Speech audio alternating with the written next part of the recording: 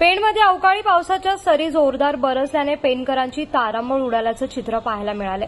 पेण तालुक्यात अवकाळी पावसाने शेती आणि फळबागांवरती परिणाम झालाय, त्यामुळे शेतकरी आणि फळबागायतदारांची चिंता आता वाढली आहे।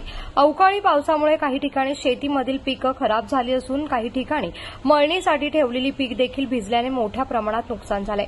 पेण तालुक्यात आंबा आणि काजू यांसारख्या फळबागांवरती ढगाळ वातावरण आणि अवकाळी पावसाचा परिणाम होत आहे, ज्यामुळे कीड आणि रोगाचा प्रादुर्भाव होण्याची शक्यता आहे। तसंच वीट भट्टी आणि बांधकाम व्यवसायावरती देखील मोठ्या प्रमाणात अवकाळी पावसामुळे परिणाम झाल्याचं पाहायला मिळालंय। तर हवामान ढगाळ झाल्याने आंबा आणि काजू फळ उत्पादन धोक्यात आलं असून त्यामुळे आता शेतकरी लोक धास्तावले आहे। अवकाळी पावसामुळे शेतकऱ्यांच्या आंबा, भाजीपाला, वीट भट्टी, मिठागरी आणि बांधकाम व्यवसायाला फटका बसला आहे। तर रायगड जिल्ह्यासह राज्यभरात अनेक ठिकाणी अवकाळी पावसाच्या सरी बरसल्याचं पाहायला मिळालंय। तर मुंबईमध्ये हवामान विभागाकडून 5 ते 7 एप्रिल दरम्यान येलो अलर्ट जारी करण्यात आलाय।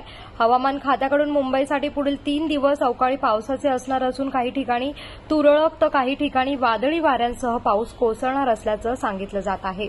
कोकणासह परिसरातील ताज्या घडामोडींसाठी सागर डिजिटलला सबस्क्राईब करा आणि नोटिफिकेशनसाठी बेल आयकॉनवर प्रेस करा।